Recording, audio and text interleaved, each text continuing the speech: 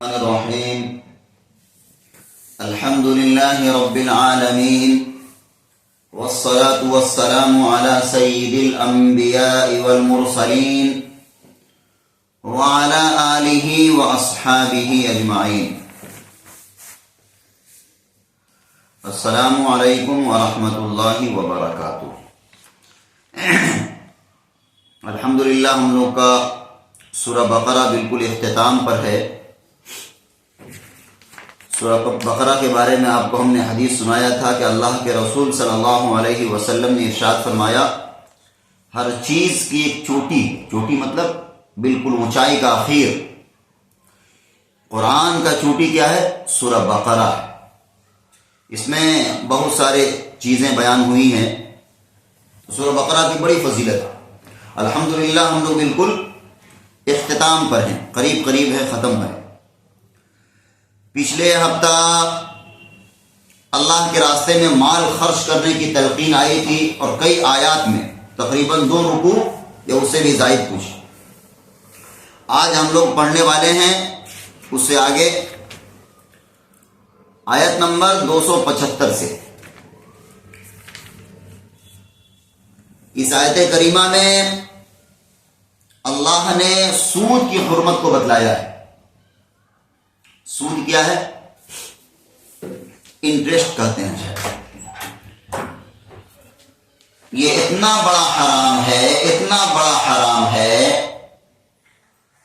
کہ شراب سے کہیں دگنا تگنا یا اس سے بھی زیادہ حرام ہے.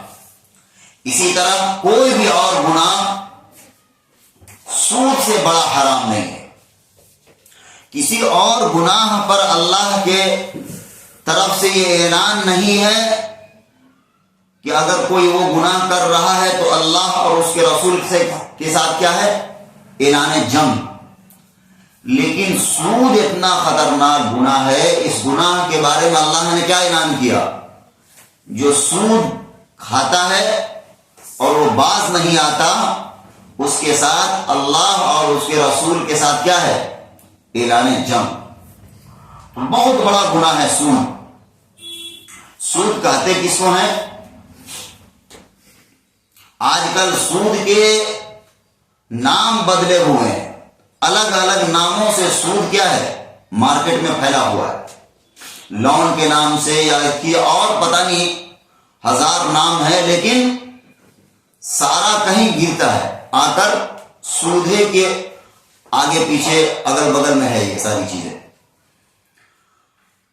اور سود کے بارے میں اللہ کے رسول نے بھی بڑی سخت وعید ارشاد فرمائی ہے حدیث مبارکہ میں. تو سود کے متعلق آج پڑھنا ہے اور ہم بھی حیران ہوتے ہیں کہ آخر قرآن نے اتنا زبردست اور تاکید کیوں کیا سود کے اوپر. اگر دیکھیے آپ، دنیا میں ایک قوم ہے یہودی جس کو کہتے ہیں. آج دنیا کو وہ چنگل میں لیا ہوا ہے اپنے، اور جیسا چاہتا ہے ویسا نہ چاہتا ہے. امریکہ کہنے کو تو طاقتور ہے دنیا کا ملک، لیکن امریکہ کا صدر بغیر یہودیوں کی اجازت کے ہل نہیں سکتا.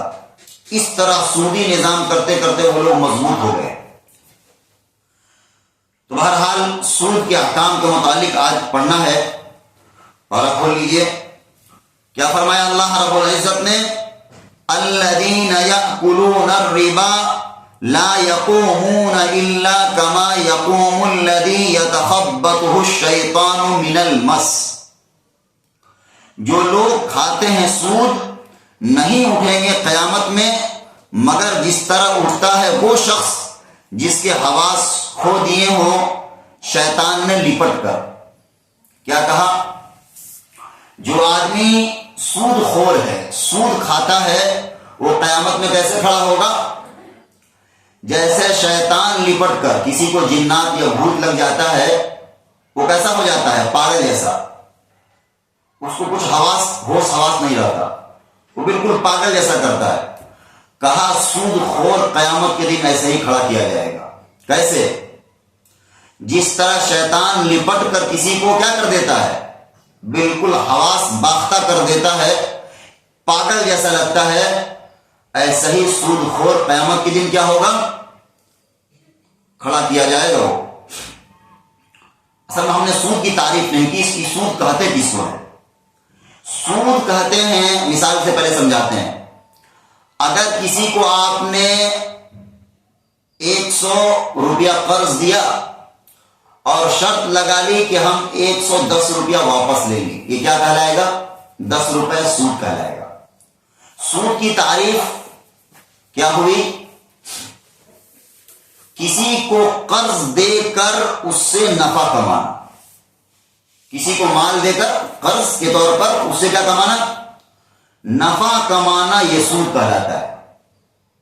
اور اللہ کے رسول نے حدیث میں اور چیزوں کو بھی ایڈ کیا ہے کہ سود کیا ہے. مثال کے طور پر 6 چیزیں گنائی حدیث میں کہ گیہوں کے بدلے سونا کو سونا کے بدلے، چاندی کو چاندی کے بدلے مت بیچا کرو. پہلے کیا تھا؟ دیہات وغیرہ میں اس طرح آج بھی چیز کو چیز کے بدلے کیا کر دیا جاتا تھا؟ بیچ دیا جاتا تھا. مثال کے طور پر 1 کلو چنا ہے تو 1 کلو اس کے بدلے چنا کی دال لے لیا یا کوئی اور چیز لے لیا. تو کہا اگر جنس ایک ہے، چنا 1 کلو دے رہے ہیں، آپ کہیں کہ میرا والا زیادہ اچھا ہے، آپ کو چنا تھوڑا خراب ہے، تو ہم کو 2 کلو دے دیجیے، 1 کلو سود ہو جائے گا جنس میں. بہرحال یہ تو مسئلہ کم ہے، ہم نے ویسے ہی عرض کر دیا. اصل تو پیسہ کے اوپر ہے. سود کا اصل کیا ہے تعریف؟ کسی کو قرض دے کر اس سے نفع کمانا، یہ کیا کہلاتا ہے؟ سود. آپ نے 10 لاکھ کا مکان بنا دیا، کسی کو دے دیا کرایہ پر 4,000، یہ جائز ہو گیا. آپ نے کسی کو 10 لاکھ روپیہ دے دیا اور کہا کہ 4,000 ہم کو مہینہ دو، یہ سود ہو گیا. بات سمجھ آئی؟ آپ نے مکان بنایا 10 لاکھ کا یا گاڑی خریدی اور اس کو دے دیا کیا پر؟ کرایہ پر، اور کہا کہ مہینے میں ہم کو 4,000 روپیہ دو، یہ جائز ہے. یہ کیا ہے؟ جائز ہے. لیکن آپ نے 10 لاکھ کسی کو دیا لو قرض، اور ہر مہینے ہم کو 4,000 روپیہ دیتے رہو، یہ حرام ہے. اس سے بڑا حرام اسلام میں کچھ نہیں ہے. سود سے بڑا حرام اسلام میں کچھ نہیں ہے. کہا جو لوگ سود کھاتے ہیں قیامت کے دن کیسے اٹھیں گے؟ جیسے جس کو شیطان نے پکڑ کر یا اس کو چھو کر بالکل خبط الحواس بنا دیا ہے، پاگل جیسا، ویسے قیامت کے دن وہ اٹھیں گے. ذالک بانہم قالوا انما البیع مثل الربا.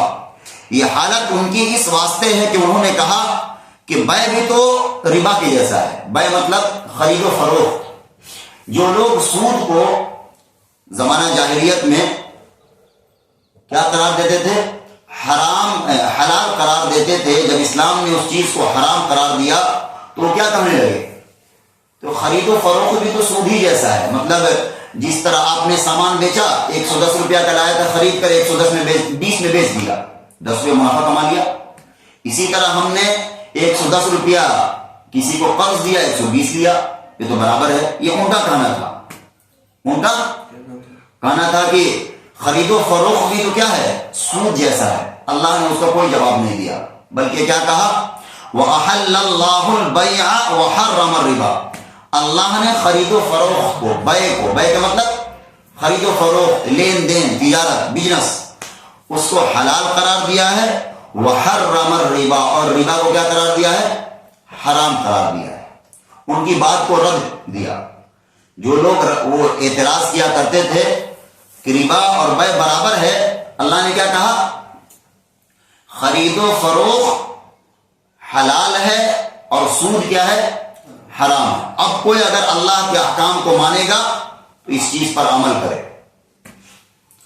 آگے کہا فَمَنْ جَاءَهُ مَوْعِظَةٌ مِّن رَّبِّهِ فَانْتَهَىٰ فَلَهُ مَا سَلَفَ. پھر جس کو پہنچی نصیحت اپنے رب کی طرف سے اور وہ باز آ گیا تو اس کے واسطے ہے جو پہلے کہہ چکا. یعنی جو پہلے اس نے سودی لین دین کیے تھے، اب احکام آنے کے بعد، قرآن کے احکام آنے کے بعد اگر باز آ گیا تو اس سے واسطے ہے. وَأَمْرُهُ إِلَى اللَّهِ، اور معاملہ اس کا اللہ کے حوالے. یعنی جتنا اس نے پہلے سود کھا لیا تھا اس کو واپس نہیں کرے گا. لگ رہا کہ مسئلہ ذرا ٹیڑھا ہے، بات سمجھ میں کم آ رہی ہے. یہ سود کے متعلق قرآن کے احکامات ہیں اور بڑے واضح احکامات ہیں. اگر دیکھا جائے تو سودی کے متعلق چاروں طرف معاملہ گھومتا ہے اور بڑی زور دیا ہے قرآن نے اور اللہ کے رسول نے حدیث میں سود کے حرام کے اوپر. سود کے اوپر ایک بہت بڑے عالم نے بہت اچھی بات لکھی کہ جہاں سود زیادہ ہوگا وہاں کیا ہوگا؟ بے روزگاری عام ہو جائے گی. سود کا سب سے بڑا نقصان یہی ہے. مالدار امیر سے امیر ہوتا جاتا ہے اور غریب غریب سے غریب ہوتا جاتا ہے. آج دیکھیے مارکیٹ میں اتنا بے روزگاری ہے کہ مت پوچھیے. اور سارا ملائی جو ہے جمع کر کہاں جا رہا؟ اڈانی اور امبانی کے پاس. روز ہر 2-4 دن کے بعد نیوز دیکھتے ہیں کہ ایشیا کا ٹاپ امیر آدمی میں کون آ گیا، اڈانی یا امبانی. جس ملک کا حالت یہ ہے اس کی سب سے بڑی وجہ یہی ہے سود. جہاں بھی سود عام ہوگا اس کا معیشت ایک دفعہ ایک نہ ایک دن تباہ ہونا ہے. اور اللہ نے جو قانون بتایا اس میں دنیا میں بھی فائدہ ہے اور آخرت میں بھی ہے. بڑا اچھا دیکھنے میں لگتا ہے کہ ایک دفعہ لون بینک سے کیا اور لون کا معاملہ لے لیا اور ہم گاڑی کے مالک ہو گئے، گھر کے مالک ہو گئے، لیکن جب چکانا پڑتا ہے تب نانی یاد آتی ہے. ایسا معاملہ ہے، ہم نے اپنے آنکھوں سے دیکھا ہے. میرے گاؤں میں ایک عورت ہے، وہ سود پر پیسہ لے لی، ٹھیک ہے، اور اس کو ہر بدھ کو جمع کرنا ہوتا تھا. جیسے بدھ آتا تھا وہ بالکل پاگل جیسے ہو جاتی تھی. اس سے پیسہ لینا ہے، اس سے پیسہ لینا ہے، اور اس کا چہرہ پیلا پڑ جاتا تھا. یہی سود کا نظام ہے. ہم کم کھائیں گے، ہم نہیں چلیں گے، اگر اللہ نے ہم کو دیا ہے تب لے لیں گے. لیکن اگر سودی نظام آپ نے کر لیا تو گویا اپنے حلق کو بڑی کمپنی کے حوالے کر دیا، اپنے گردن کو، وہ جب چاہے گا آپ کو دبائے گا. یہ ہے سود. بڑی خرابی ہے، بڑی خرابی ہے.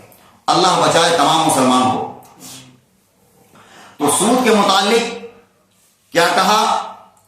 اگر تم نے جو پہلے کر لیا ہے سودی معاملہ تو تمہارے واسطے ہے، تم سے واپس نہیں مانگا جائے گا، تم اتنا کھا لیے ہو. وَأَمْرُهُ إِلَى اللَّهِ، اور تمہارا معاملہ جو ہے وہ اللہ کے پاس ہے. یعنی اللہ چاہے تو معاف کر دے، اللہ چاہے تو بخش دے. پہلے کا یہ بات کا نہیں، قرآن کے احکام آنے سے پہلے کا ہے. اور آگے کہا وَمَنْ عَادَ فَأُولَٰئِكَ أَصْحَابُ النَّارِ، اور جو کوئی پھر لے وے نصیحت آنے کے بعد. نصیحت کون سا ہے؟ قرآن میں احکام آنے کے بعد اگر پھر کوئی سودی کاروبار کرے، کہا فَأُولَٰئِكَ أَصْحَابُ النَّارِ، یہی لوگ دوزخ والے ہیں، ہم فیہا خالدون، اس میں ہمیشہ ہمیشہ رہیں گے، اس میں ہمیشہ ہمیشہ رہیں گے. آگے کہا یمحق اللہ الربا ویربی الصدقات، اللہ مٹاتا ہے سود کو اور صدقات کو، خیرات کو بڑھاتا ہے. واللہ لا يحب كل کفار اثیم، اور اللہ کسی ناشکرے سے اور گناہگار سے محبت نہیں کرتا. کیا کہا؟ واللہ لا يحب، اللہ محبت نہیں کرتا، اللہ پسند نہیں کرتا کل کفار اثیم، کسی ناشکرے کو اور کسی گناہگار کو. آگے فرمایا ان الذین آمنوا وعملوا الصالحات واقاموا الصلاة وآتوا الزکاة لهم اجرهم عند ربهم، جو لوگ ایمان لائے اور عمل کیے نیک اور قائم کیا نماز کو اور دیتے رہے زکوٰۃ، لهم اجرهم عند ربهم، ان کا اجر، ان کا ثواب ان کے رب کے پاس کیا ہے؟ محفوظ ہے. ولا خوف علیہم ولا هم يحزنون، اور نہ ان کو کوئی خوف ہوگا اور نہ وہ ان کو کوئی غم ہوگا. کب؟ قیامت کے دن. جو لوگ کیا کرتے رہے؟ ایمان لائے اور نیک عمل کیے اور نماز قائم کرتے رہے، نماز پڑھتے رہے اور زکوٰۃ دیتے رہے، تو کہا ایسے لوگوں کا اجر جو ہے، ان کا ثواب ایسا نہیں کہ ضائع ہو جائے گا، بلکہ اللہ کے پاس محفوظ رہے گا. اور ایسے لوگوں کو نہ کوئی خوف ہوگا اس دن، نہ کوئی ڈر ہوگا. عام طور پر یہ بات سمجھ میں کم آئے گی. جب اس نقشہ کو دیکھیے گا جو نقشہ بیان ہوا ہے میدان محشر کا, تو یہ گارنٹی بہت بڑی گارنٹی لگے گی آپ کو. وہ نقشہ کیا ہے؟ آپ نے سنی ہوگی حدیث کہ اس دن میدان محشر میں جب قیامت آ کر سارا چیز ٹوٹ پھوٹ جائے گا اور دوبارہ سور پھونکا جائے گا اور سارے لوگ کیا ہوں گے؟ اپنے قبروں سے اٹھ اٹھ کر بھاگیں گے میدان محشر کی طرف, اور سب ننگے ہوں گے, اور اللہ کے سایہ کے علاوہ کوئی سایہ نہیں ہوگا. نفسی نفسی کا عالم ہوگا. اور اتنا, بلکہ حضرت عائشہ نے حضور سے پوچھا, اللہ کے رسول سب اس وقت ننگے ہوں گے تو یہ شرم کی بات نہیں ہوگی؟ حضور نے کیا کہا, عائشہ اس وقت کسی کو کسی کا فکر ہی نہیں ہوگا, یہ دل میں آئے گا ہی نہیں کون ننگا ہے کون کیا ہے, ڈر کا یہ عالم ہوگا. اور سورج سوا نیزے پر ہوگا بالکل قریب, اور اس وقت ایسا ہوگا جو کامیاب ہو گیا اس کے لیے کتنی بڑی خوشی, اور جو ناکام ہو گیا اس کے لیے کتنا بڑا غم ہوگا, کتنا دردناک عذاب ہوگا.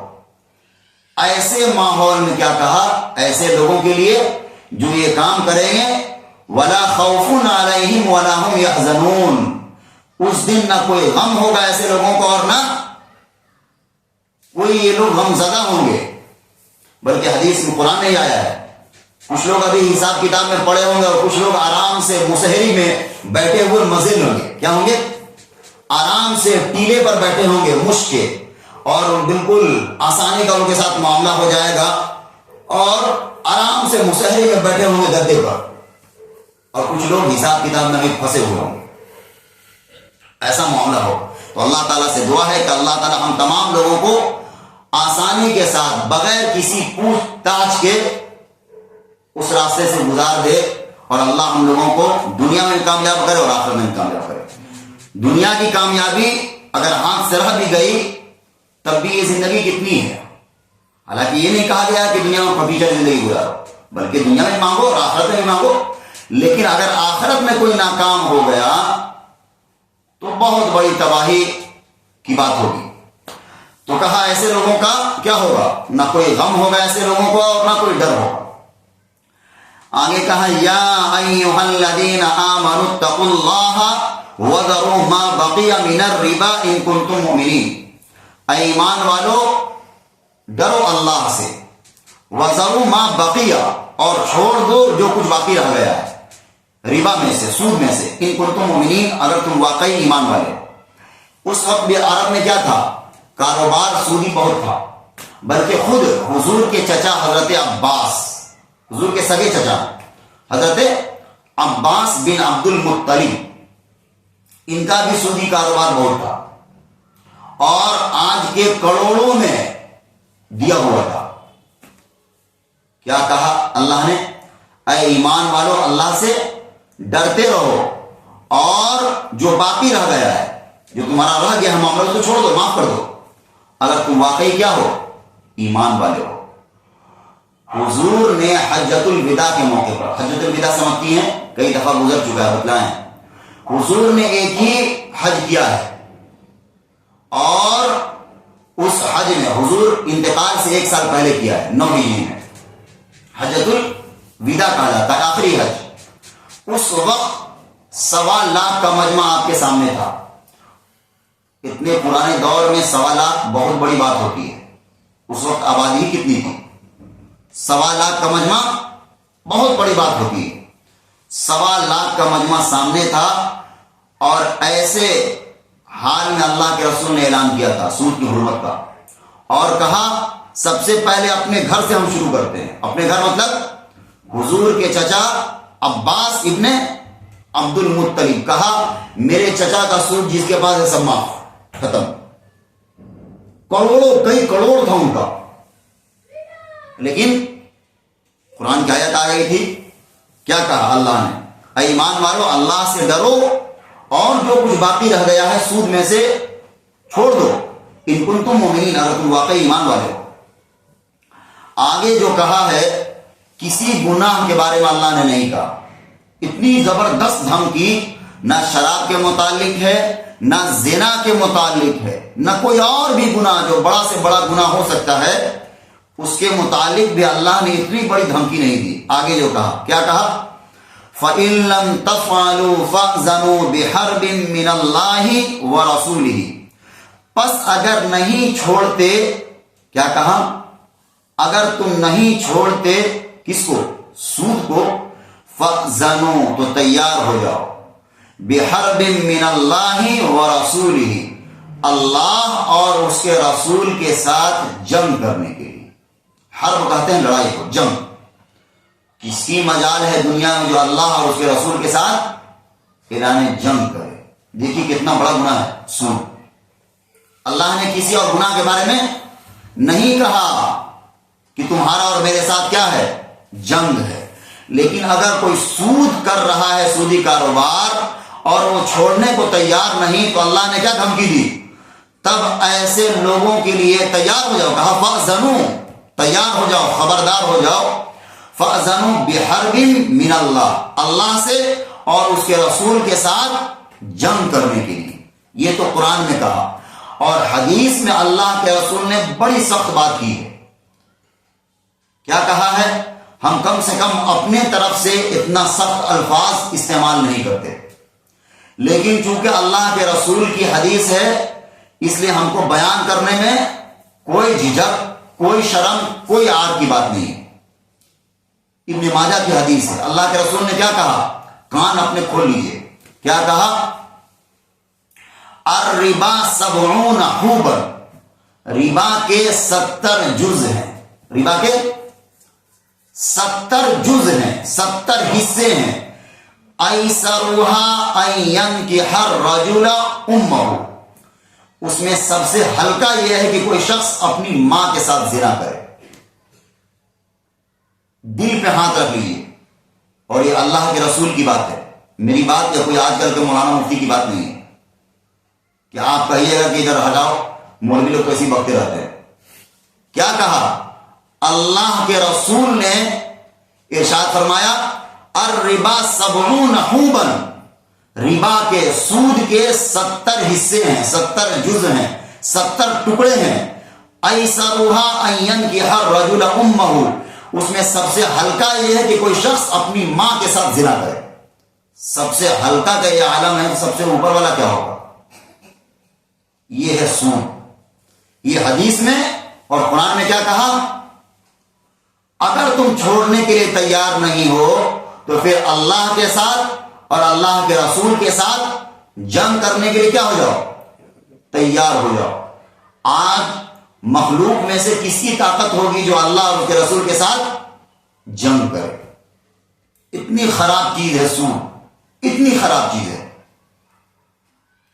آپ حساب لگائیے, آج تو بینک کا معاملہ ہے, مجبوری ہے, بلکہ اللہ کے رسول نے یہ بھی کہا ہے ایک زمانہ آئے گا کہ لوگ سود سے بچنا چاہیں گے, لیکن پھر بھی اس کا غبار, اس کا دھواں ناک میں ضرور جائے گا.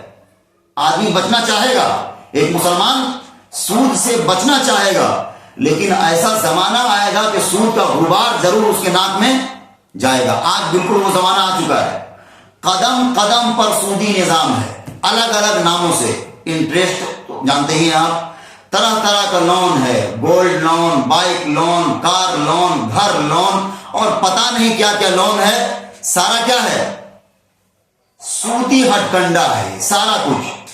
اور سود کی وجہ سے یہ قوم دنیا میں صرف کتنی ہے؟ 1 کروڑ ہے یہودی, اور پوری دنیا کو اپنے چنگل میں کسا ہوا ہے. سب آزاد نہیں ہے, خود امریکہ بھی آزاد نہیں ہے اس سے. ایک ایک یہودی اتنا اتنا بڑا سود کا اور بینکر ہے, بڑا سے بڑا اماؤنٹ سائن کر سکتا ہے وہ.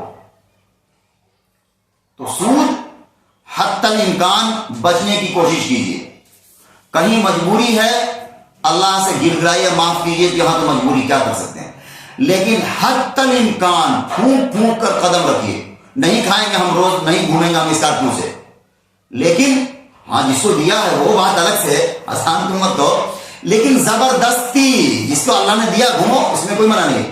لیکن ایسے لوگ بھی ہیں, کمائی کم ہے, لے لیا ہے سود پر, اب بھرتے جائیں گے, بھرتے جائیں گے, بھرتے جائیں گے. ارے بھائی اللہ کے بندے کیوں پڑے ہوئے اس کے چکر میں؟ کم سے کم سود ایسی چیز ہے، بہرحال بہت برا ہے، بہت برا ہے، بہت برا ہے. ہم نے آپ کو بتلا دیا مثال دے کر، کم سے کم کرنا چاہیے. اور یہ معاملہ پہلے شہروں اور بینکوں تک محدود تھا، لیکن اب ہم دیکھتے ہیں گاؤں گاؤں تک پہنچ گیا. سر گاؤں تک باضابطہ اعلان ہوتا ہے، ہم نے یہاں ہی دیکھا ہے. ہم کو لگ رہا ہے اتنا کون بیچارہ رحیم آدمی ہے جو چلا کر مائک پر دے رہا ہے قرض کسی کو. کیا ہے؟ گولڈ لون لے لیجئے، اتنا لے لیجئے، کیا ہے سر؟ آپ کا ہمدرد ہے؟ ہمدرد نہیں ہے. ادھر سے دے گا اور ادھر سے اس طرح چنگل میں دبائے گا آپ کو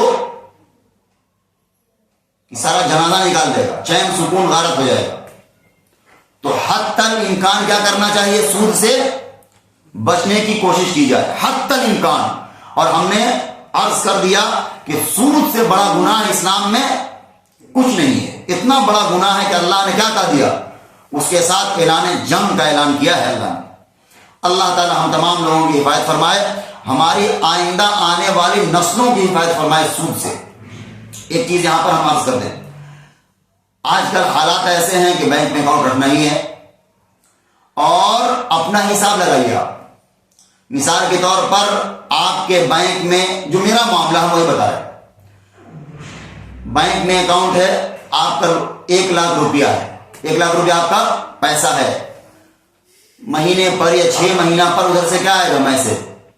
میسج آئے گا کہ آپ کا 200 روپیہ 500 روپیہ بڑھ گیا ہے. کیا ہو گیا ہے؟ انٹرسٹ آتا ہے، میسج آئے گا آپ کو، پیسہ کتنا بڑھ گیا. آپ اپنا حساب لگا لیجیے، کتنا میرا اصل پیسہ ہے اور کتنا یہ فری پھوکٹ کا آیا ہے سود. اس کو نکال کر پھینکیے کا مطلب گھر میں نہیں پھینک دیجیے، بلکہ ایسی کسی کام میں لگا دیجیے کہ جاؤ ہٹاؤ. میرے استاد کہتے تھے کہ وہ پخانا ہے تمہارے مال میں. کیا ہے وہ؟ اس کی مثال پخانا کی طرح ہے. اس کو ہٹا کے بالکل پھینکو، کچڑا ہے وہ، کچڑا سے بھی کچڑا ہے. اور یہ امید مت رکھو کہ ہم کو اسے ثواب ملے گا. اگر کسی غریب کو بھی دے دو، یہ امید مت رکھو کیا کہ ہم کو اس سے ثواب ملے گا. بالکل پخانے سے بھی بدتر ہے وہ، نکال کر پھینکو. ہاں یہ کب ہوگا؟ آج کل ہم یہ مشورہ دے رہے ہیں، بڑا خطرناک معاملہ ہے. آج کل ہر ایک آدمی سود کے اندر پھنسا ہوا، کچھ نہ کچھ کم ہے، کچھ زیادہ ہے. لیکن حتی الامکان کیا کرنا چاہیے؟ بچنے کی کوشش کرنی چاہیے، کیونکہ بڑی خطرناک وعید ہے. آگے پڑھتے ہیں، بات سمجھ میں آ گئی ہوگی. آگے کیا کہا؟ اس کو پہلے پورا کر لیتے ہیں. فَإِن لَمْ تَفْعَلُوا فَأْذَنُوا بِحَرْبٍ مِّنَ اللَّهِ وَرَسُولِهِ. پس اگر نہیں چھوڑتے تو تیار ہو جاؤ لڑنے کو اللہ سے اور اس کے رسول سے. وَإِن تُبْتُمْ فَلَكُمْ رُءُوسُ أَمْوَالِكُمْ. اور اگر توبہ کرتے ہو تو تمہارے واسطے ہے اصل مال تمہارا. لَا تَظْلِمُونَ وَلَا تُظْلَمُونَ. نہ تم کسی پر ظلم کرو اور نہ تم پر کوئی ظلم کرے. کیا کہا؟ کہ اگر تم توبہ کر لو تو اصل مال تمہارا ہے. اصل مطلب کسی کو کسی نے دیا تھا 1,00,000 روپے قرض اور اسے سود لے رہا تھا، تو جو اصل دیا تھا وہ تمہارا ہے، اصل تمہارا ہے، 1,00,000 لے سکتے ہو. کہا نہ تم کسی پر ظلم کرو نہ تم پر ظلم کیا جائے گا. یعنی سود لے کر کسی کو اوپر کیا کرو؟ ظلم مت کرو، اور نہ تم پر ظلم کیا جائے گا. اس کا کیا مطلب؟ ایسا نہیں کہ تمہارا جو اصل مال ہے وہ بھی ہڑپ کیا جائے گا. نہیں، تمہارا اصل مال 1,00,000 جو دیا تھا، مثال سے سمجھا رہے ہیں، 1,00,000 جو دیا تھا اصل مال وہ تمہارا باقی ہے. اگر وہ بھی ختم کر دیا تو دینے والے پر ظلم ہو جاتا. کہا لا تظلمون ولا تظلمون. نہ تم کسی پر ظلم کرو سود لے کر، اور نہ تم پر ظلم کیا جائے گا کہ تمہارا اصل مال نہیں دیا جائے گا. ایسا نہیں، بلکہ تمہارا اصل مال تم واپس لے سکتے ہو. وَإِن كَانَ ذُو عُسْرَةٍ فَنَظِرَةٌ إِلَىٰ مَيْسَرَةٍ. اور اگر تنگ دست ہے تو مہلت دینی چاہیے کشائش ہونے تک. وَإِن تَصَدَّقُوا خَيْرٌ لَكُمْ إِن كُنتُمْ تَعْلَمُونَ. اگر بخش دو تو بہتر ہے تمہارے واسطے اگر تم سمجھ رکھتے ہو. کیا کہا؟ جس کو تم نے قرض دیا تھا اور اسے سود لے رہے تھے، اگر وہ تنگ دست ہے، تنگ دست مطلب غریب ہے، تو اس کو مہلت دو. کب تک؟ جب تک اس کے پاس روپیہ پیسہ ہو جائے. اور اگر تم بالکل وہ غریب ہی ہے اگر معافی کر دو تو تمہارے لیے زیادہ بہتر ہے. مثال کے طور پر 50,000 کسی کو قرض دیے تھے اور اس سے سود لے رہے تھے. ابھی سود تو تم لے ہی لیے نا, تو کہا کہ اصل مال تو تم لے سکتے ہو لیکن سود اتنا پہلے لے لیا اور بیچارہ وہ غریب ہے وہ اس سے ہو ہی نہیں پا رہا, اگر تم معاف وہ بھی کر دو تمہارے لیے کیا ہے زیادہ بہتر ہے, ثواب کا کام ہوگا تمہارے لیے. ورنہ حق اس کو حاصل ہے, اپنا جو اصل مال ہے وہ لے سکتا ہے. آگے جو آیت ہے اس کے بارے میں پہلے بتا دیں. اس کے بارے میں آتا ہے یہ قرآن کریم کی آخری آیت ہے, نازل ہونے والی آخری آیت ہے جو حضور پر نازل ہوگی آیت کے اعتبار سے. اس کے بارے میں ایک حدیث میں آتا ہے کہ اس آیت کے نازل ہونے کے بعد 9 دن کے بعد اللہ کے رسول کیا ہو گئے تھے, وفات پا گئے تھے. ایک حدیث میں آتا ہے کم سے کم 21 یا 31 روز کے بعد وفات. لیکن ہاں یہ کہا گیا ہے یہ جو آیت ہے اگلا یہ حضور پر نازل ہونے والا کیا ہے قرآن کا آخری آیت میں سے ایک آیت ہے. کیا کہا, وَاتَّقُوا يَوْمًا تُرْجَعُونَ فِيهِ إِلَى اللَّهِ, اور ڈرتے رہو اس دن سے جس دن لوٹائے جاؤ گے اللہ کی طرف. ثُمَّ تُوَفَّى كُلُّ نَفْسٍ مَا كَسَبَتْ وَهُمْ لَا يُظْلَمُونَ, پھر پورا دیا جائے گا ہر شخص کو جو کچھ اس نے کمایا ہے اور ان پر ظلم نہ ہوگا. کیا کہا اس آیت میں کہ ڈرتے رہو اس دن سے. کس دن سے؟ جس دن تم اللہ کی طرف لوٹ کر جائے ہوگے یعنی آخرت کے دن سے, اور پھر تم کو پورا پورا دیا جائے گا جو تم نے دنیا میں کمایا ہے. اگر کوئی اچھا کام کر کے جائے گا تو اس کو اچھا پائے گا وہ, اور جو برا کر کے جائے گا وہ برا پائے گا. کہا اس دن تم پر ظلم نہیں کیا جائے گا, ظلم نہیں کیا جائے گا تمہارے اوپر. یہ سود کے متعلق چند آیات تھی. سود کے متعلق سورہ نساء میں بھی ہے, سورہ آل عمران میں بھی ہے کہیں کہیں, لیکن یہاں پر سب سے زیادہ اہم اور خلاصہ کے ساتھ آیا ہے. اور ہم نے بتایا آپ کو سود اتنی خراب چیز ہے. آگے ایک حدیث سنائے آپ کو, اس کے بعد پھر آگے پڑھیں گے. اللہ کے رسول صلی اللہ علیہ وسلم نے 7 خطرناک چیزوں سے بچایا, کہا اپنے امت کو بچنے کے لیے. کیا کہا؟ دیکھیے اللہ کے رسول صلی اللہ علیہ وسلم کتنے شفیق ہیں اور مہربان ہیں اپنے امت کے لیے. کیا کہا, اے میرے امت کے لوگوں 7 چیزیں سے کیا کرو, 7 مہلک چیزوں سے, خطرناک چیزوں سے بچو. صحابہ نے عرض کیا اللہ کے رسول وہ 7 چیزیں کیا ہیں؟ آپ نے فرمایا نمبر 1, دیکھیے بڑی اہم حدیث ہے, آپ نے کیا کہا؟ نمبر 1 اللہ تعالی کے ساتھ کسی اور کی عبادت مت کرو, شرک. نمبر 2 کسی پر جادو کرنا. یہ کیا ہے؟ بڑی خراب چیز ہے. جادو ٹونا, جادو حق ہے, ہو جاتا ہے, بلکہ اللہ کے رسول پر لوگوں نے کر دیا تھا. تو کسی پر جادو کرنا یہ دوسرے بہت بڑی بری چیز ہے. آگے کہا تیسرے کسی شخص کو ناحق قتل کرنا. کسی شخص کو ناحق قتل کرنا یہ بھی بہت بڑا گناہ ہے. چوتھے سود کھانا. چوتھے کیا کہا؟ سود کھانا یہ بڑی مہلک چیز ہے. 5ویں یتیم کا مال کھانا. 5ویں کسی یتیم کا مال ہڑپ کر جانا. اب بیچارہ وہ چھوٹا تھا, اس کے مال کو کیا کر لیا, ہڑپ کر گئے, بہت بڑا گناہ ہے. اور آگے 6 میدان جہاد سے بھاگنا. مسلمانوں کی لڑائی ہو رہی ہے, وہاں ضرورت کیا ہے, ڈٹ کر مقابلہ کرنے کا. وہاں کوئی اگر بھاگ گیا یہ بھی بہت بڑا گناہ ہے. اور 7ویں کیا کہا, کسی پاک دامن عورت پر تہمت لگانا. کسی پاک دامن عورت پر کیا کرنا, تہمت لگانا. تہمت سمجھتی ہیں, ایک کام جو اس عورت نے نہیں کیا آپ اپنی طرف سے منسوخ کر دیے کہ وہ فلانے کام وہ کر رہی تھی. ہوتا ہے آج کل, بڑا یہ آسان ہے, زبان کا استعمال کر لینا بڑی آسان ہے. آج کل ایک دوسرے کے بارے میں کہ فلانے کے بیٹی کو دیکھا ہے ایسے, فلانے کی بیٹی کو دیکھا ایسے کرتے ہو, تم کون ہوتے ہو حساب کتاب لینے والا. ہے کہ نہیں ایسا ہے؟ تو کسی پر تہمت لگا دینا، اور اگر وہ پاک دامن ہے تو قیامت کے دن کیا کہا جائے گا؟ وہ چیز ثابت کرو، وہ چیز کیا کرو؟ اگر کسی نے مثال کے طور پر کسی نے یہ کہہ دیا کہ فلانے کی بیٹی کو ہم نے دیکھا وہ غلط کام کرتے ہوئے، اور واقعی اگر وہ کام وہ لڑکی نہیں کی ہے، تو قیامت کے دن اس سے پوچھا جائے گا اور کہا جائے گا کیا؟ ثابت کرو اس چیز کو، جو تم نے اس کے اوپر کیا لگایا تھا؟ بدنما داغ لگایا تھا، اس کو کیا کرو؟ ثابت کرو۔ اور وہ ثابت کیسے کر سکتا ہے؟ جب تک ثابت نہیں کر سکے گا اس کے اوپر کیا لگے گا؟ اس کی ٹھوکائی ہوتی رہے گی۔ تو اپنے زبان کو صحیح طور پر استعمال کرنا چاہیے کسی کے اوپر، اور یہ بہت بڑا گناہ ہے۔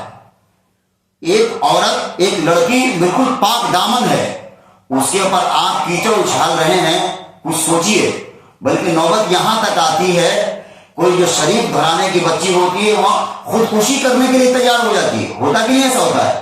اگر کوئی شریف گھر کی بچی ہے، اس پر کسی نے تہمت لگا دیا زنا کا یا کسی اور چیز کا، وہ بچی اپنے آپ کو، اپنا جان قربان کر دینا آسان سمجھتی ہے دنیا کی نظر کا سامنا کرنے سے۔ تو کسی کے اوپر آج کل آسان ہو گیا ہے، اور فلانے بچی کو دیکھا وہ گھومتی رہتی ہے، فلانے کو دیکھا وہ ایسے کرتی رہتی ہے۔ اگر یہ تہمت لگا رہے ہو اور واقعی ایسا نہیں ہے تو اللہ کیا کہے گا قیامت کے دن؟ جو تم دوسرے کی عزت کو اچھال رہے تھے ثابت کرو، آج کیا کرو؟ ثابت کرو۔ اور جب تک ثابت نہیں کر سکو گے اس وقت تک اللہ کے فرشتے کیا کریں گے؟ دھنائی اس طرح کریں گے جس طرح رضائی دھنا جاتا ہے۔ تو زبان کا استعمال بہت سوچ سمجھ کر ہونا چاہیے۔ تو اللہ کے رسول نے 6-7 بڑے گناہوں کو بتایا، اس میں سے اخیر، کیونکہ آپ میری مخاطب عورتیں ہیں، ہم یہ نہیں کہنا چاہتے کہ عورت یہ ہے، لیکن ہو جاتا ہے بغیر ارادہ کی بھی بات نکل جاتی ہے زبان سے، نکلتی ہے کہ نہیں نکلتی ہے؟ آپ اچھی بات کر رہی ہیں، ایک بیت منہ سے نکل گیا، فلانے کو دیکھا ایسے کرتے ہو، اور بیچاری وہ شریف بچی ہے، آپ اس کے حق میں اس کا عزت اچھال دیے۔ یہ تہمت لگانا کیا ہے؟ بہت بڑا گناہ ہے، بہت بڑا گناہ ہے، بہت بڑا گناہ ہے۔ اللہ تعالی ہم تمام لوگوں کی ہدایت فرمائے۔ آگے پڑھ لیتے ہیں۔ آگے فرمایا قرض کے متعلق، قرض لین دین کے متعلق، اور یہ قرآن کریم کی سب سے بڑی آیت ہے۔ یہ جو آگے آیت آنے والی ہے یہ کیا ہے؟ قرآن کی سب سے بڑی آیت ہے، اس سے بڑی قرآن میں کوئی آیت اور نہیں ہے۔ قرض کے متعلق کہا یا ایھا الذین آمنوا اذا تداینتم بدین الی اجل مسمى فاکتبوہ، اے ایمان والو جب تم آپس میں کوئی معاملہ کرو ادھار کا کسی وقت مقرر تک تو اس کو لکھ لیا کرو، اس کو کیا کرو؟ لکھ لیا کرو۔ اگر آپ کوئی لین دین کا معاملہ کر رہے ہیں تو کیا ہے بہتر طریقہ؟ اس کو لکھ لینا ہے، اور وقت بھی مقرر ہونا چاہیے۔ اصل میں یہ بھی مضمون بڑی اہم ہے، اگر اس کو بتلائیں گے ہم پورا وقت ختم ہو جائے گا۔ قرض بڑی اہم ہے، کچھ دینا پڑتا ہے، دنیا میں کیا ہوتا ہے؟ کچھ لینا پڑتا ہے، یہ دنیا کا معاملہ ہے۔ لیکن قرض کے متعلق کیا کہا؟ جب لو یا دو تو اس کو لکھ لو، کب تک؟ وقت مقرر تک۔ مثال کے طور پر اگر آپ کسی کو قرض دے رہے ہیں، کسی بھائی کو دیا، آدمی نہیں لکھتا ہے، اے بھائی کو تو دیے ہیں، کیا لکھنا؟ شرم کی بات، وہ بھی سوچے گا کہ میرے پر بھروسہ نہیں ہے تم کو، ہوتا کہ نہیں ہوتا ہے؟ اس کے بعد اگر وہ نہیں دے رہا ہے تو اب کیا کرتا ہے آدمی؟ شکایت کرتا ہے۔ حدیث میں آتا ہے کہ اللہ ایسے لوگوں کی شکایت نہیں سنتا۔ کیوں؟ اللہ نے پہلے ہی حکم دیا تھا کہ لکھ لیا کرو، جب تم لکھے نہیں تو پھر اب کیا رو رہے ہو؟ تو کہا اے ایمان والو جب تم کوئی معاملہ کرو قرض کا، لین دین کا، تو لکھ لیا کرو اس کو۔ وَلْيَكْتُبْ بَيْنَكُمْ كَاتِبٌ بِالْعَدْلِ، اور چاہیے کہ لکھ دے تمہارے درمیان کوئی لکھنے والا انصاف کے ساتھ۔ وَلَا يَأْبَ كَاتِبٌ أَن يَكْتُبَ كَمَا عَلَّمَهُ اللَّهُ فَلْيَكْتُبْ، اور اس سے کہ لکھ دے وے جیسا سکھایا اس کو اللہ نے، سو چاہیے کہ لکھ دے۔ مطلب مثال کے طور پر اگر کسی کو لکھنا آتا ہے، اس دور میں سب کو لکھنا پڑھنا نہیں آتا تھا، تو کہا اگر تم کو اللہ نے سکھلایا ہے لکھنے کے لیے اس کو کیا کرو؟ لکھ لیا کرو، لکھ دو. وَلْيُمْلِلِ الَّذِي عَلَيْهِ الْحَقُّ وَلْيَتَّقِ اللَّهَ رَبَّهُ، اور بتلاتا جائے وہ شخص جس پر قرض ہے اور ڈرے اللہ سے جو اس کا رب ہے. کیا کہا؟ لکھائے گا کون؟ املا کون کرائے گا؟ املا سمجھتی ہیں؟ مطلب لکھے گا تو کوئی اور شخص جو لکھ رہا ہے، لکھوائے گا کون؟ جس کو دینا ہے، جس کو دینا ہے. جس کو لینا ہے وہ نہیں لکھوائے گا، وہ زیادہ لکھوا دے گا پتہ نہیں. تو جس کو دینا ہے کہ ہاں بھائی ہم ہیں، ہم لکھوا رہے ہیں، اتنا ہم نے آپ کو دینا ہے. تو لکھوائے گا کون؟ جو جس کے اوپر قرض ہے. وَلَا يَبْخَسْ مِنْهُ شَيْئًا، اور کم نہ کرے اس میں سے کچھ بھی. فَإِنْ كَانَ الَّذِي عَلَيْهِ الْحَقُّ سَفِيهًا أَوْ ضَعِيفًا أَوْ لَا يَسْتَطِيعُ أَنْ يُمِلَّ هُوَ فَلْيُمْلِلْ وَلِيُّهُ بِالْعَدْلِ. پھر اگر وہ شخص جس پر قرض ہے بے عقل ہے یا ضعیف ہے یا لکھا نہیں سکتا خود، تو اس کے جو ولی ہیں وہ لکھلا دیں گے. وَاسْتَشْهِدُوا شَهِيدَيْنِ مِنْ رِجَالِكُمْ، اور گواہ کرو 2 گواہ اپنے مردوں میں سے. آیت لمبی ہے، اگر ذرا سا دماغ ادھر ادھر کیجیے گا تو بات سمجھ میں نہیں آئے گی. اس کو ہم چاہ رہے تھے پھر دوبارہ سمجھائیں، کیونکہ قرض ہوتا ہے، لین دین کرنا پڑتا ہے. اور قرض اتنی خراب چیز ہے، اللہ کے رسول کسی منافق کا جنازہ پڑھا دیتے تھے، لیکن جو مقروض مرا ہے اس کا جنازہ نہیں پڑھاتے تھے. اور حدیث میں یہاں تک آتا ہے کہ اگر کوئی آدمی شہید بھی ہو گیا، اللہ کے راستے میں شہید ہو گیا، تو اس کا خون زمین پر گرتا ہے اور اس کی مغفرت کر دی جاتی ہے.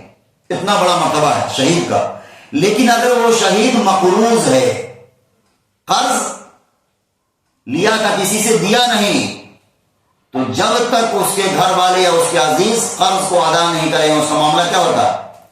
اٹکا رہتا ہے. اس کا معاملہ اٹکا رہتا ہے. تو قرض بڑی خراب چیز ہے. اگر لے آدمی تو اپنے سے جلد ادا کرنے کی کیا ہونی چاہیے؟ فکر ہونی چاہیے. تو بہرحال یہاں پر تو بات ہو رہی تھی کہ اس کو لکھلا دے، اور اگر وہ جس کو دینا ہے مال جو قرض لیا ہے وہ لکھوائے، اور اگر وہ نہیں لکھنا سکتا تو اس کے کوئی عزیز، اس کے دوست، اس کے ولی لکھوا دے. اور کہا وَاسْتَشْهِدُوا شَهِيدَيْنِ مِنْ رِجَالِكُمْ، اور گواہ کرو 2 گواہ اپنے مردوں میں سے. فَإِن لَّمْ يَكُونَا رَجُلَيْنِ فَرَجُلٌ وَامْرَأَتَانِ، پھر اگر نہ ہو 2 مرد تو 1 مرد اور 2 عورتیں. اب دیکھیے پتہ نہیں کیا حکمت ہے اس میں. 2 مرد کی گواہی کیا ہے؟ قابل ہے. لیکن اگر 2 مرد نہیں ہیں تو 1 مرد اور ادھر پھر 2 عورتیں. اب 1 مرد کے بجائے 2 عورت کو رکھا ہے اللہ نے. اب اس میں حکمت کیا ہے اللہ جانتا ہے. امراتون کہتے ہیں عورت کو، امراتان آیا ہے، وامراتان مطلب 2 عورتیں، یعنی کہ عورت کی گواہی 50% مانی گئی ہے. شاید عورت جلدی بھول جاتی ہوگی بات کو، اب پتہ نہیں کیا ہے حکمت کیا ہے، لیکن اس بات کو یقین جانیے یہ سب سے بہتر ہے، تبھی اللہ نے کہا اگر پھر 2 مرد نہ ہوں تو 1 مرد اور 2 عورتیں گواہ ہو جائیں. گواہ کس پر؟ ہاں اتنا قرض آپ کے ساتھ لین دین ہوا تھا، معاملہ ہوا تھا، اس پر. وَامْرَأَتَانِ مِمَّنْ تَرْضَوْنَ مِنَ الشُّهَدَاءِ أَنْ تَضِلَّ إِحْدَاهُمَا فَتُذَكِّرَ إِحْدَاهُمَا الْأُخْرَىٰ، ان لوگوں میں سے جن کو تم پسند کرتے ہو گواہوں میں، تاکہ اگر بھول جائے تو ان میں تو یاد دلا دے ایک دوسرے کو. وَلَا يَأْبَ الشُّهَدَاءُ إِذَا مَا دُعُوا، اور اگر انکار نہ کریں گواہ جس وقت بلائے جائیں.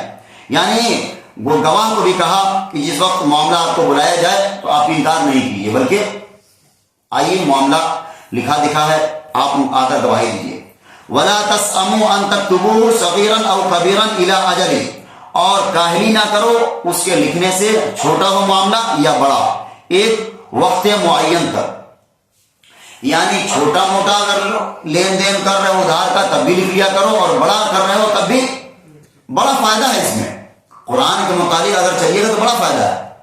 اگر آپ نے لکھ لیا ہے معاملہ کیا ہوگا؟ آگے نہیں بڑھے گا، لڑائی تک بات نہیں جائے گی. لیکن آپ نے اس وقت لکھا نہیں تو پھر آگے جا کر بات بڑھتی رہتی ہے، بڑے بڑے تعلقات خراب ہو جاتے ہیں. تو کہا اگر چھوٹا معاملہ ہو یا بڑا اس کو لکھ لو وقت مقرر تک، وقت بھی فائنل ہونا چاہیے. ایسا نہیں کہ 10 تاریخ کو دیں گے پیسہ، اب 10 تاریخ جنوری میں دیں گے کہ دسمبر میں دیں گے پتہ نہیں، بلکہ صاف واضح ہونا چاہیے 10 جنوری 2025 24 سے پار کر گیا، یہ جب بھی ایک مثال کے طور پر بالکل صاف صاف ہر چیز ہونا چاہیے، واضح. کہا ذالکم اقسط عند اللہ واقوم للشہادۃ وادنا اللہ ترتابوا، اس میں پورا انصاف ہے اللہ کے نزدیک اور بہت درست رکھنے والا ہے گواہی کو، اور نزدیک ہے کہ بشر میں نہ پڑو مگر یہ کہ سودا ہو ہاتھوں ہاتھ. ایک آگے فرمایا جا رہا پہلے اس کو بتاتے ہیں کہ اگر کوئی معاملہ، یہاں تک تو بات آئی کس کا؟ ادھار لین دین کا. اگر کوئی چھوٹا معاملہ کرے آپ، ہم ترجمہ ساتھ ساتھ میں کر رہے تھے اس لیے بات سمجھ میں نہیں آتی ہے، دوبارہ ہم اوپر سے دوہرا دیتے ہیں، لیکن آج ہم چاہ رہے تھے کہ پورا ختم بھی ہو جائے سورہ بقرہ. معاملہ بیچ بیچ میں پھنسا ہوا ہے، 7 8 10 منٹ ہے ہی، اس کو پورا سمجھا بھی نہیں پا رہے ہیں اور پھر یہ بھی تو پھر ہم دوبارہ کہتے ہیں کیونکہ ساتھ میں ترجمہ کرنے سے بات سمجھ میں نہیں آئی ہوگی. کہا اگر آپس میں قرض کا معاملہ کرتے ہو کیا کرو؟ لکھ لیا کرو. کب تک؟ وقت مقرر تک. وقت بھی طیب ہونا چاہیے، بیچ بیچ میں گول مٹول نہیں ہونا چاہیے. اور لکھنے والے کو کہا کہ تم لکھ دیا کرو، اللہ نے تم کو لکھنے کا ہنر دیا ہے. اور 2 گواہ ساتھ میں رہے، جب یہ معاملہ ہو لکھا جائے تو 2 گواہ ساتھ میں رہے مردوں میں سے. اگر 2 مرد نہیں ہیں تو 1 مرد اور 2 عورت، یہ ہے. کہا اگر معاملہ چھوٹا ہے یا بڑا تب بھی لکھ لیا کرو. اور آگے جو بات آ رہی ہے کیا کہا؟ اگر ہاتھوں ہاتھ کا معاملہ ہے، آپ نے کوئی معاملہ کیا دکان سے، ترنت لے رہے ہیں، ترنت پیسہ دے رہے ہیں، تو اس کے لکھنے کی ضرورت نہیں. وہی کہا اگر ہاتھوں ہاتھ معاملہ ہے تو اس کو آپس میں مت لکھو، تم پر کوئی گناہ نہیں. فلیس علیکم جناح الا تکتبوها، تم پر کچھ گناہ نہیں کہ اس کو نہ لکھو اور گواہ نہ کرو، تب بھی کوئی بات نہیں. وَأَشْهِدُوا إِذَا تَبَايَعْتُمْ، اور جب تم سودا کر لیا کرو. وَلَا يُضَارَّ كَاتِبٌ وَلَا شَهِيدٌ، اور نہ نقصان نہ کرے لکھنے والا اور نہ گواہ کو. کیا کہا؟ نہ نقصان پہنچایا جائے گا گواہ کو کہ تم بہت گواہی دے رہے ہو، اس کو بھی کوئی تکلیف نہیں پہنچاؤ. اصل میں یہ سارا معاملہ حکومت کا ہے، سرکاری طور پر ہے. جہاں اسلامی حکومت ہوگی یہ سارا معاملہ اس کے انڈر میں ہوگا، عدالت میں ہوگا یہ سب. اگر کوئی گواہ، آج بھی ہے ہندوستان کا کوئی گواہ اگر کسی کے خلاف گواہی دے رہا ہے تو اس کو حق نہیں کہ اس کو نقصان پہنچائے. اگر نقصان پہنچائے تو کیا کرے گی؟ پولیس اس پر ایکشن لے گی. تو کہا نہ نقصان پہنچائے گواہی دینے والے کو اور نہ لکھنے والے کو. وَإِن تَفْعَلُوا فَإِنَّهُ فُسُوقٌ بِكُمْ، اور اگر ایسا کرو تو یہ گناہ کی بات ہے تمہارے اندر. اور وَاتَّقُوا اللَّهَ، اور ڈرتے رہو اللہ سے. وَيُعَلِّمُكُمُ اللَّهُ، اور وہ تم کو سکھلاتا ہے.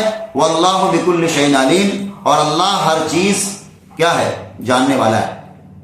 اللہ ہر چیز کو جاننے والا ہے.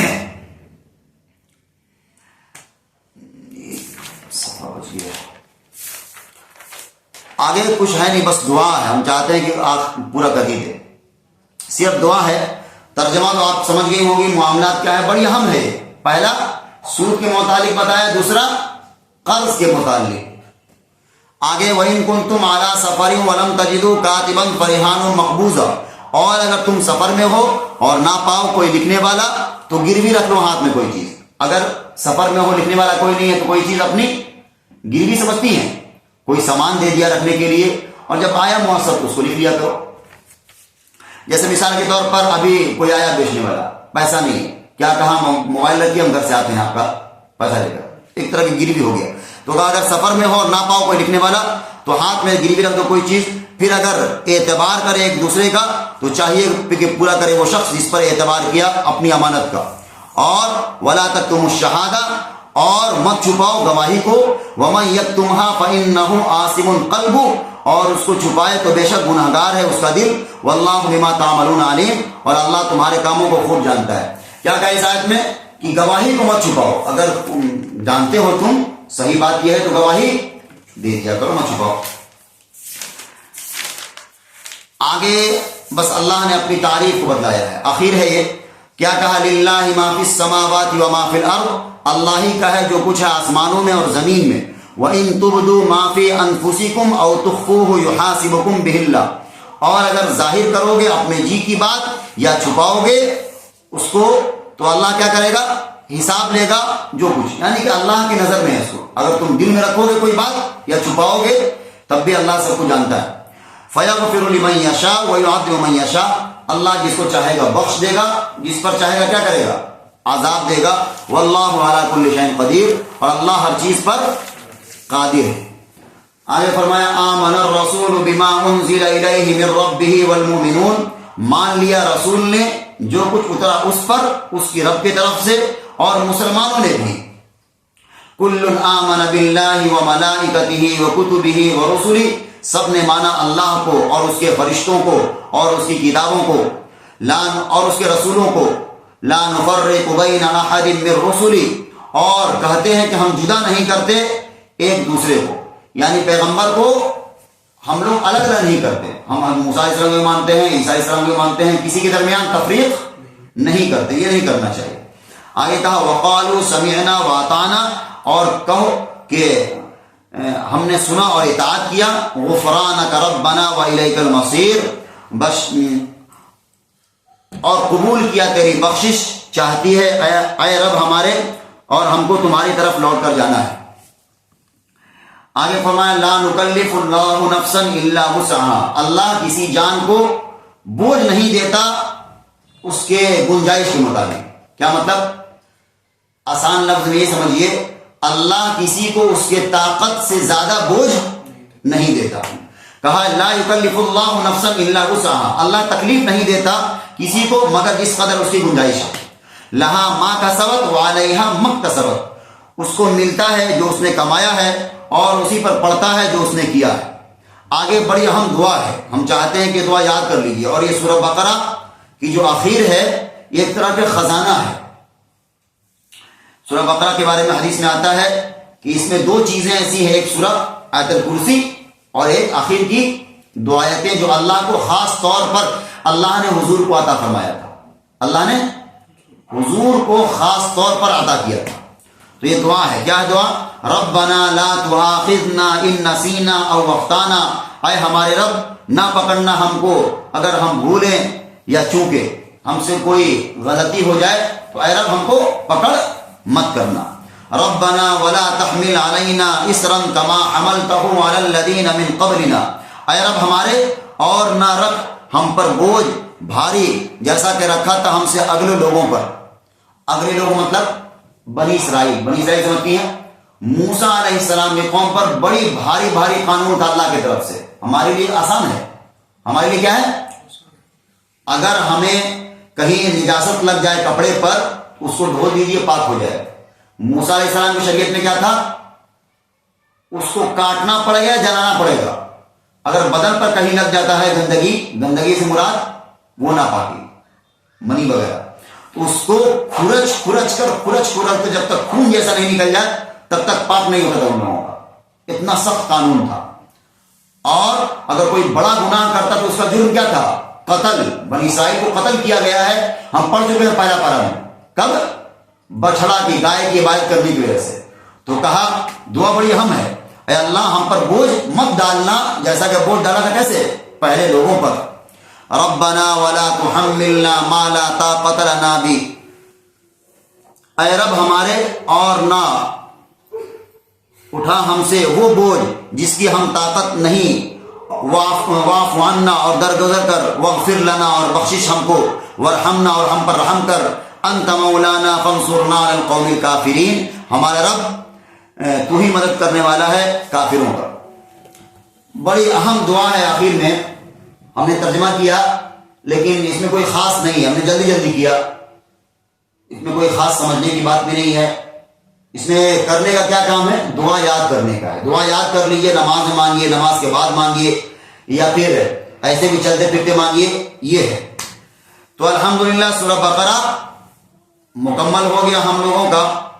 اگر بات یہ جلدی جلدی جو ہم نے پڑھا ہے کچھ سمجھ میں نہیں آئی ہوگی بات تو اگلا ہفتہ پوچھ لیجیے گا, چاہے پوچھ سکتی ہیں.